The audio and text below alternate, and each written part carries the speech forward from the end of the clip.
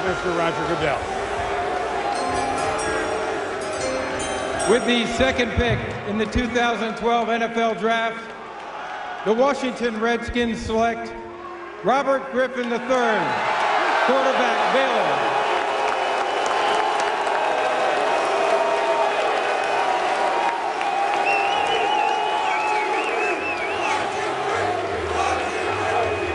Certainly excitement, if you like that, is coming to the nation's capital for head coach Mike Shanahan, general manager Bruce Allen and the Skins, a team that won only 5 games last year, but interestingly enough, swept the Super Bowl champion Giants.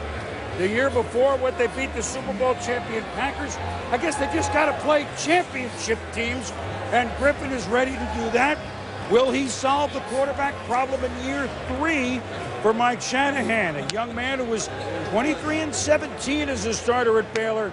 But if you want excitement, plays on the move, and the Redskins need all sorts of that at quarterback, they've really been trying with Coach Shanahan, Donovan McNabb and Rex Grossman and John Beck. Well, now, perhaps, they hope it's all changed, Coach. No question, and a lot of people don't realize how much pressure is on Robert Griffin. They gave up a lot, the Washington Redskins. I give them credit to go get this young man and address a position where they desperately need help. Remember, this kid runs 4.3 on AstroTurf or grass. I don't care, that's fast.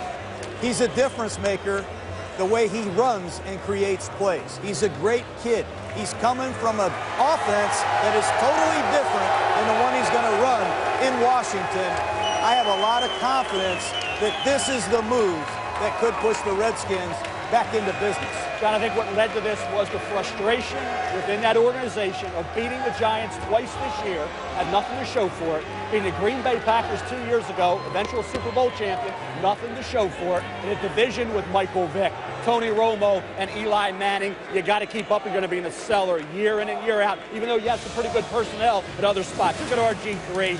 6'2" and 3/8. I don't usually talk about height that often, but 28 of the 32 starting quarterbacks in the NFL are 6'2" or taller. He needed to be over 6'2". He was. You watch him this year, light it up on the deep throws. That's Terrence Williams there. He's my #1 rated senior wide receiver going into this coming season. Talk about the red zone. 64.7%, 13 touchdowns, only 1 pick. John, you talked about the 4.3 speed. He has that hurdling background, more of a straight line guy, but a better pure passer coming out than Michael Vick was.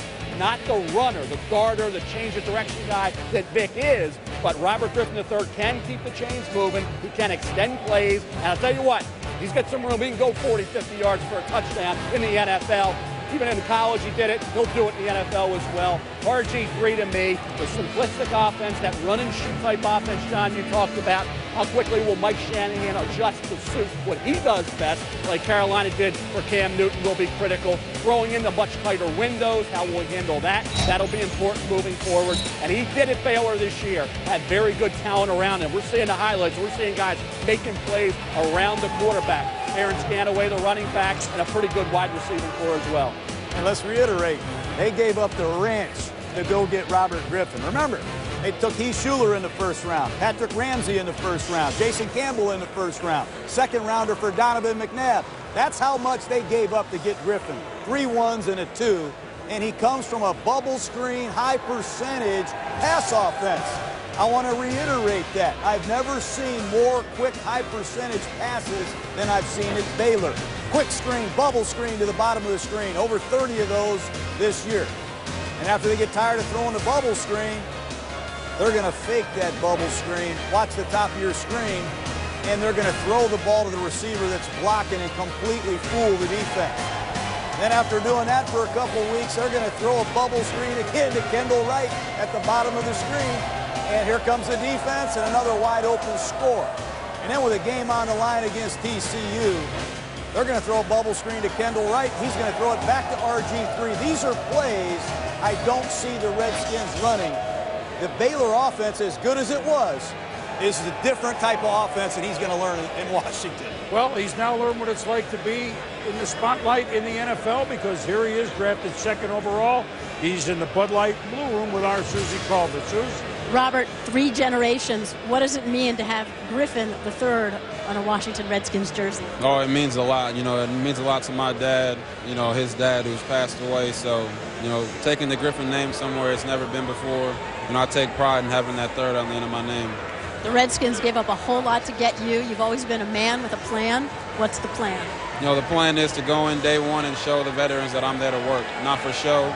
You know, a lot of things you have to do in the league are business-like, but I want to show them that I'm all for them. I'm looking forward to winning football games and joining the team. You're also a man who loves socks. Let's see what you've got in store for us tonight. And not only are they the colors of the Washington Redskins, but it's what your coach, Art Briles, always says.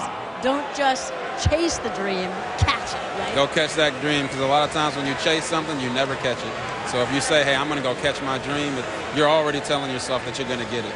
And that's the message to all the kids out there. Go get it. Boom. All right, Susie, Robert, those look like the old Denver Broncos.